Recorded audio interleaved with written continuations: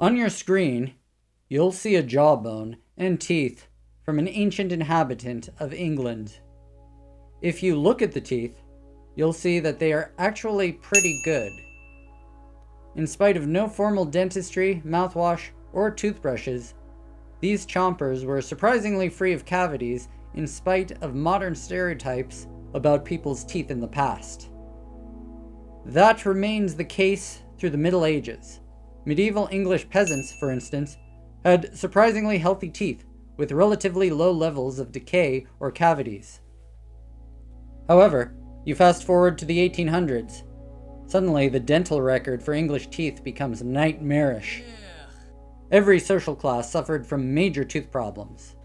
The reason for the change can be attributed to one thing: the widespread adoption of sugar in the diet.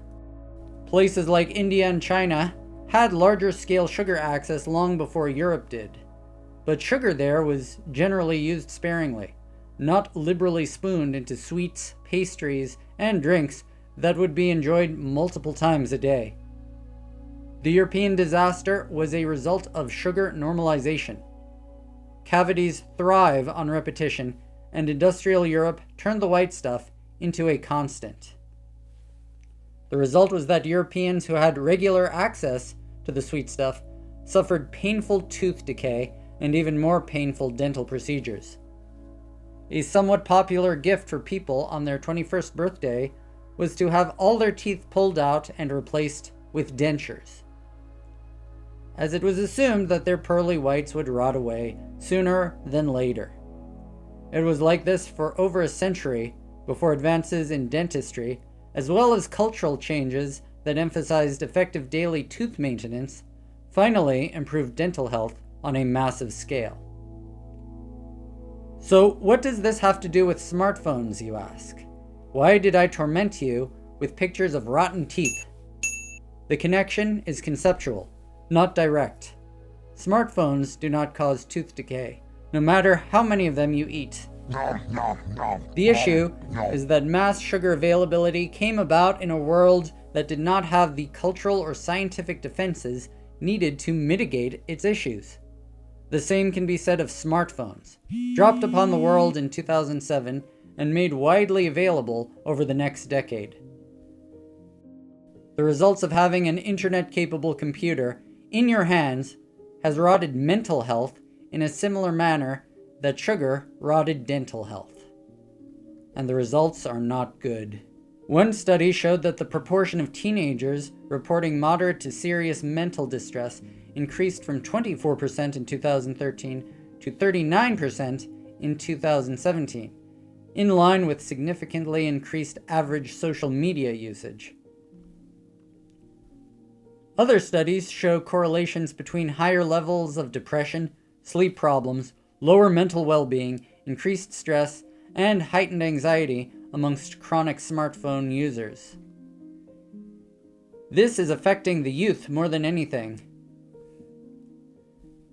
According to one study, teenagers with higher non-schoolwork screen use were more likely to experience a series of adverse health outcomes: infrequent strength training, being infrequently well-rested, having an irregular sleep routine, weight concerns, depression symptoms, anxiety symptoms, infrequent social and emotional support, and insufficient peer support.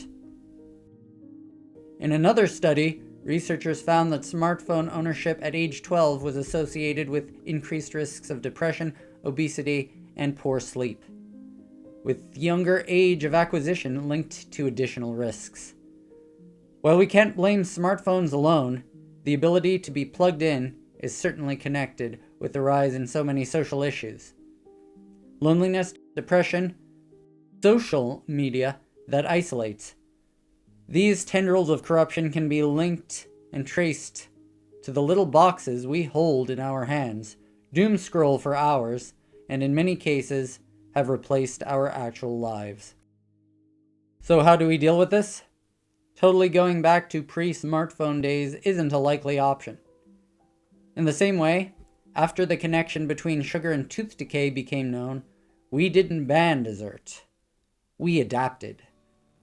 In the 1900s, cultures normalized brushing, Dentistry was professionalized, fluoride was added to water and toothpaste, and knowledge that there was a connection between a sweet tooth and potentially getting rotten teeth became widespread. Parents taught their children daily dental hygiene habits that would have seemed absurd just a century earlier. And over time, the catastrophe receded. Sugar still exists, and it's behind another crisis that currently affects millions. But we built defenses around it so that people don't have to have their chompers painfully yanked out by the time they're 25 years old.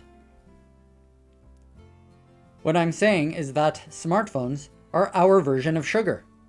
A powerful, rewarding stimulus dropped into a world that had no cultural immune system prepared for it. No norms, no guardrails, and no shared understanding of how to manage something designed to capture attention every waking moment. We may be living in the cavity phase of the attention economy. The solution is not in smashing the screens, but in finding the fluoride. We can institute cultural changes. Clear boundaries for children. No more using tablets and screens as babysitters. Schools that teach cognitive hygiene the way they teach physical hygiene. Enforced expectations about when to disconnect. Personally, I leave my phone to charge on the table on the other side of the room as my bed, so I can't watch it as I drift to sleep and can't go scrolling silly YouTube videos as soon as I wake up.